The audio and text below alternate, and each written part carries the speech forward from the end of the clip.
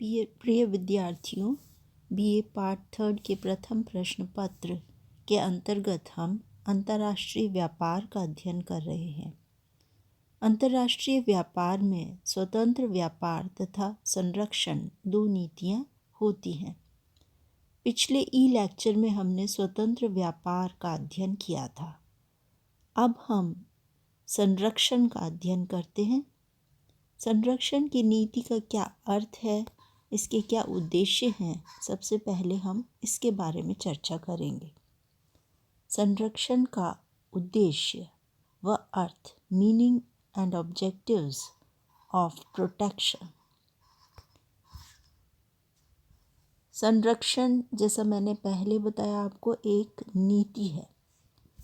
अंतर्राष्ट्रीय व्यापार की नीति है संरक्षण। कैसी नीति है ये?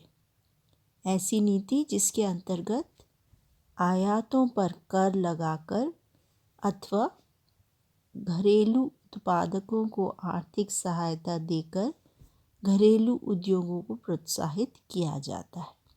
तो संरक्षण में किससे संरक्षण है? आयातों से संरक्षण है।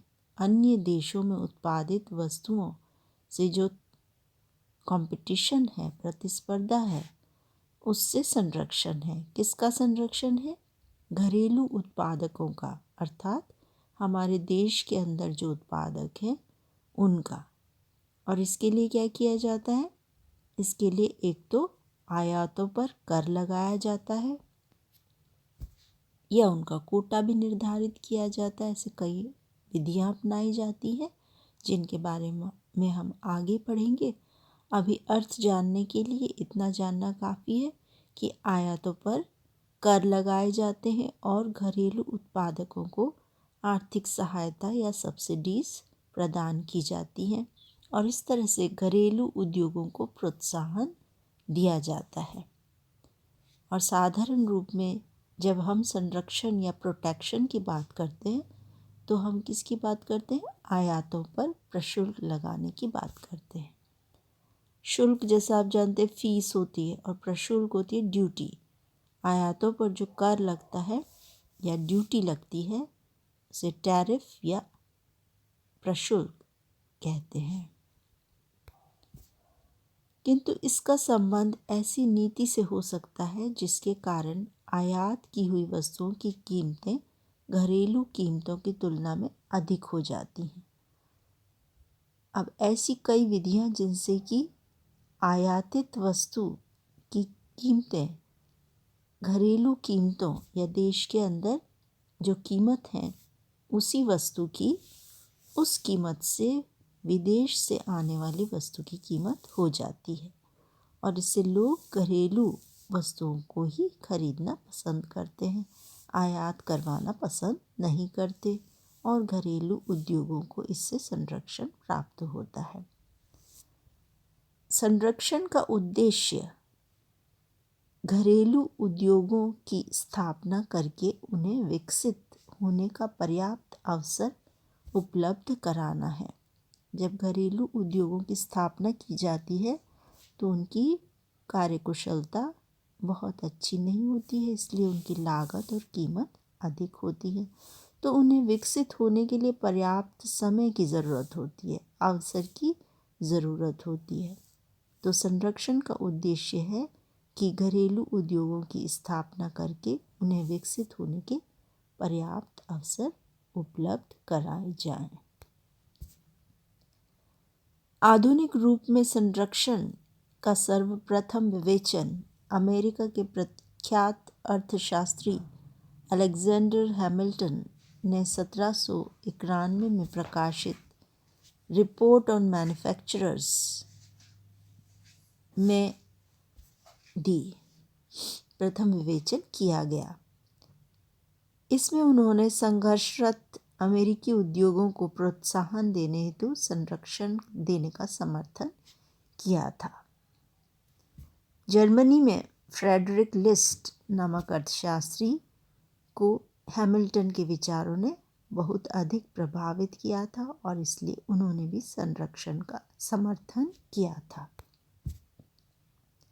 19वीं शताब्दी के प्रारंभ में अमेरिका में हेनरी चार्ल्स चेरी के नेतृत्व में संरक्षणवादियों की एक शक्तिशाली शाखा का प्रादुर्भाव हुआ।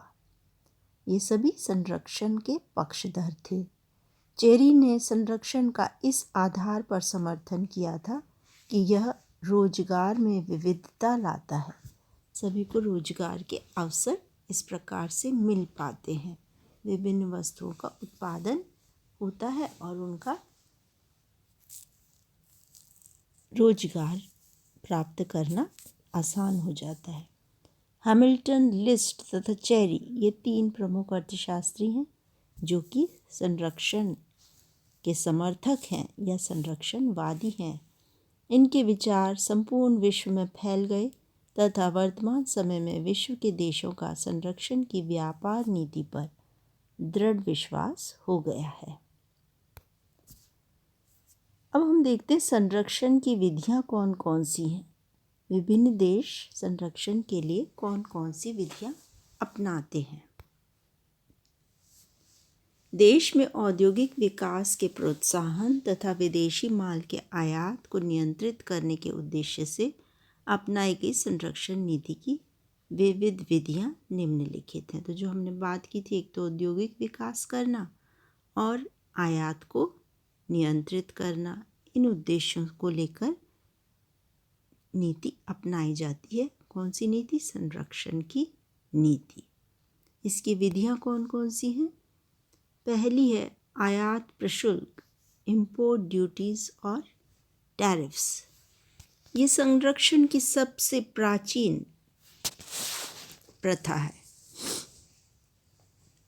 और सबसे अधिक प्रचलित भी यही है। इसके अंतर्गत एक प्रशुल्क सारणी बना ली जाती है। प्रशुल्क को एक सारणी के रूप में रखा जाता है, प्रशुल्क सारणी बनाई जाती है। एक तालिका के रूप में प्रशुल्क की दरें होती हैं।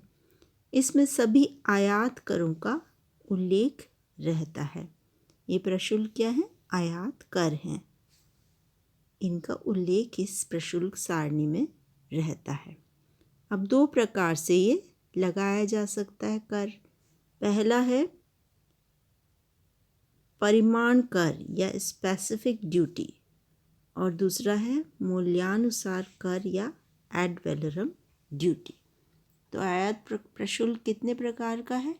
2 प्रकार का है। पहला परिमाण कर और दूसरा मूल्यानुसार कर। इन दोनों में क्या अंतर है? यदि आयात की गई वस्तु की मात्रा के आधार पर कर लगाया जाता है या प्रशुल्क लगाया जाता है तो वो कहलाता है परिमाण कर। परिमाण का मतलब होता है मात्रा और इसको इंग्लिश में कहते हैं स्पेसिफिक ड्यूटी।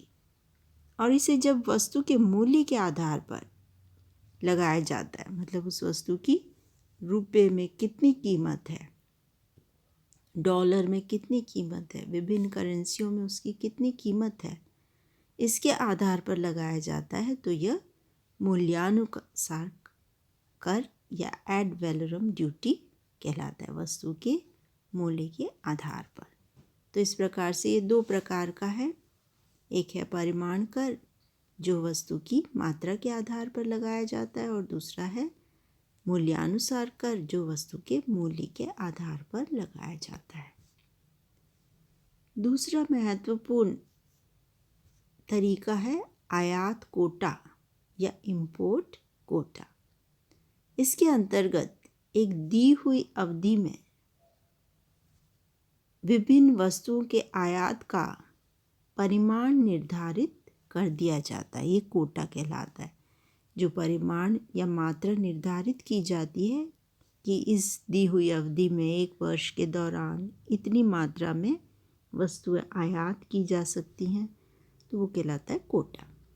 तो इस प्रकार विभिन्न वस्तुओं के आयात का कोटा निर्धारित कर दिया जाता है। आवंटित कोटा के अंतर्गत उन्हीं देशों से तथा उतनी ही मात्रा में आयात किया जा सकता है। इसमें देश भी निर्धारित हो जाते हैं और मात्रा भी निर्धारित हो जाती है और सरकार ये तय करती है कि किन देशों से कितनी मात्रा में मंगाया जाएगा। परंतु हमेशा ऐसी प्रणाली नहीं अपनाई जाती। दूसरी प्रणाली होती है सार्वभौमिक कोटा प्रणाली। इसके अंदर किसी भी देश से मंगवाया जा सकता है। देश निर्धारित नहीं किया जाता, सिर्फ कोटा ही निर्धारित किया जा सकता है। एक निश्चित सीमा तक माल, निश्चित मात्रा तक माल विश्व के किसी भी देश से मंगवाया जा सकता है। तीसरा है वैधानिक निषेध या लीगल प्रोहिबिशंस। कभी कभी कुछ विशेष परिस्थितियों में सरकार कानून द्वारा कुछ वस्तुओं के आयात व निर्यात पर प्रतिबंध लगा देती है। निषेध का मतलब क्या है? प्रतिबंध। कानूनी रूप से लगाती है तो उसे हम कहते हैं वैधानिक। तो सरकार कानून द्वारा लगाती है इसलिए कहलाता है वैधानिक, और प्रतिबंध लगा देती है इसलिए कहलाता है निषेध। 19वीं शताब्दी के पूर्वार्ध में पश्चिमी यूरोपीय देशों ने इस नीति के द्वारा अपने उद्योगों को संरक्षण दिया था। वर्तमान युग में भी व्यापार नियंत्रण की रीति के रूप में अनेक देश इसे अपनाए हुए हैं। अगला है लाइसेंस प्रणाली, लाइसेंस सिस्टम। लाइसेंस प्रणाली कोटा प्रणाली का ही एक विशिष्ट रूप है। इस प्रणाली के अंतर्गत विदेशी वस्तुओं का आयात तथा विदेशी वस्तुओं का निर्यात केवल वे ही व्यापारी कर सकते हैं जिन्हें आयात तथा निर्यात करने का लाइसेंस सरकार द्वारा प्राप्त होता है। इससे विदेशों से आने वाली तथा विदेशों को जाने वाली वस्तुएं सरकार द्वारा नियंत्रित हो जाती हैं। सरकार जिनको लाइसेंस देती है तो उसे पता होता है कि वो किन वस्तुओं के लिए कितनी मात्रा के लिए लाइसेंस दे रही है, और इस तरह से वह नियंत्रित कर सकती है कि कौन सी वस्तुएं आवश्यक हैं जिनका आयात किया जाए, कौन सी वस्तु ऐसी हैं जो कि देश निर्यात कर सकता है तो उसके अंदर कमी नहीं होगी उन वस्तुओं की। तो इन सब बातों को ध्यान देते हुए सरकार नियंत्रित करती है आयात और निर्यात के लाइसेंस लोगों को प्रदान करके। अगला है सरकारी अनुदान या गवर्नमेंट सब्सिडीज। किसी विशेष उद्योग को प्रोत्साहन देने के लिए सरकार उसे अनुदान, विशेष छूट, ऋण आदि के रूप में आर्थिक सहायता देती है। किसी विशेष उद्योग जो कि प्रोटेक्शन चाहिए होता है, जिसे संरक्षण चाहिए होता है, तो उसको सहायता भी देती है, अनुदान भी देती है, विशेष छूट भी देती है, ऋण भी देती है। इस तरह अनेक प्रकार से आर्थिक सहायता देती है। इसके परिणाम स्वरूप सहायता प्राप्त उद्योगों की उत्पादन लागत कम हो जाती है तथा आंतरिक एवं अंतर्राष्ट्रीय बाजार में विदेशी माल से प्रतिस्पर्धा कर सकते हैं। भेदमूलक परिवहन दरें, डिस्क्रिमिनेटिंग फ्रेट रेट्स। कभी कभी सरकार विदेशों से आई हुई वस्तुओं पर ऊंची परिवहन दरें लगाकर भी उन्हें हतोत्साहित करती है। इससे आयातित माल देश में महंगा हो जाता है और उसकी मांग स्वतः ही कम हो जाती है। विदेशी माल का बहिष्कार, बायकॉट ऑफ फॉरेन गुड्स। राष्ट्रीय तथा देशभक्ति की भावना से प्रेरित होकर कभी कभी विदेशी माल का बहिष्कार कर दिया जाता है। इससे स्वदेशी उद्योगों को स्वाभाविक संरक्षण मिल जाता है। जैसे चाइना ने जब भारत पे अटैक किया और काफ़ी सैनिक हताहत हुए भारतीय, और इस तरह से उसने अपने समझौते का उल्लंघन किया, तब भारत ने कई उद्योगों का, चाइनीज़ उद्योगों का बहिष्कार की नीति अपनाई और अभी तक वो नीति अपनाई जा रही है। राजकीय व्यापार, स्टेट ट्रेडिंग। विदेशी व्यापार के राष्ट्रीयकरण द्वारा सरकार संपूर्ण विदेशी व्यापार को अपने हाथ में ले लेती है और देश की आवश्यकता के अनुसार ही आयात करती है, जिसके परिणाम स्वरूप वांछित लोगों को यथोचित संरक्षण मिल जाता है। सरकार जब संपूर्ण विदेशी व्यापार को अपने हाथ में ले लेती है, इस प्रकार यथोचित संरक्षण प्रदान करती है। जितना आवश्यक होता है उतना संरक्षण करती है। इसे हम कहते हैं विदेशी व्यापार का राष्ट्रीयकरण। अवमूल्यन या डिवैल्यूएशन। अवमूल्यन क्या होता है? अवमूल्यन द्वारा सरकार अपनी मुद्रा का मूल्य विदेशी मुद्रा के रूप में कम कर देती है। जैसे डॉलर के रूप में रुपए का मूल्य अगर कम कर दिया जाए तो वह अवमूल्यन कहलाएगा। इससे देश के आयात महंगे हो जाते हैं। अब हमें $1 के बदले में ज़्यादा रुपए देने पड़ेंगे और इस प्रकार आयात महंगे हो जाते हैं तथा निर्यात सस्ते हो जाते हैं। विदेशियों को अब सस्ते सामान मिल जाते हैं क्योंकि जो हमारे निर्यात होते हैं वो रुपए के रूप में होते हैं और उनको अब कम डॉलर चुकाने पड़ते हैं। तो इस तरह से आयात महंगे हो जाते हैं और हतोत्साहित होते हैं, जबकि निर्यात सस्ते हो जाते हैं तो निर्यात बढ़ जाते हैं। इस प्रकार स्वदेशी उद्योगों को विकास का अवसर मिल जाता है। विनिमय नियंत्रण या एक्सचेंज कंट्रोल। यदि हम आयात करते हैं तो उसके लिए हमें विदेशी मुद्रा की आवश्यकता होती है। जब विदेशी मुद्रा की उपलब्धता नहीं होगी तो हम आयात नहीं कर पाएंगे। विदेशी नियंत्रण के अंतर्गत क्या किया जाता है? विदेशी मुद्रा की उपलब्धि को नियंत्रित कर दिया जाता है और इससे अपने आप ही आयात की मात्रा नियंत्रित हो जाती है।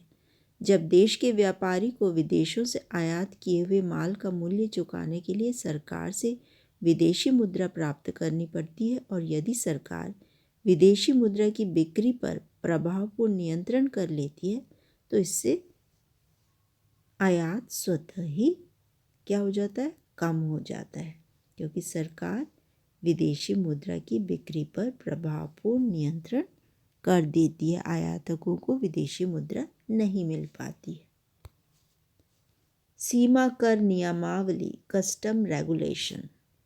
कभी कभी सीमा संबंधी नियम कड़े एवं जटिल कर दिए जाते हैं, जिससे आयातकों की कठिनाइयाँ बढ़ती हैं और आयात सीमित हो जाते हैं। तो नियम कड़े करके भी आयात सीमित किए जाते हैं और घरेलू उद्योगों को संरक्षण दिया जाता है। इन सभी विधियों में से संरक्षण की कौन सी विधि सबसे अच्छी है, यह निर्णय देना बहुत कठिन है। प्रत्येक प्रणाली में अपने अपने गुण तथा दोष हैं। अन्य देशों की अपेक्षा आयात पर शुल्क तथा कोटा एवं लाइसेंस प्रणालियों का प्रयोग अधिक किया जाता है। इसी के साथ हम इस ई लेक्चर को यहीं विराम देते हैं। धन्यवाद।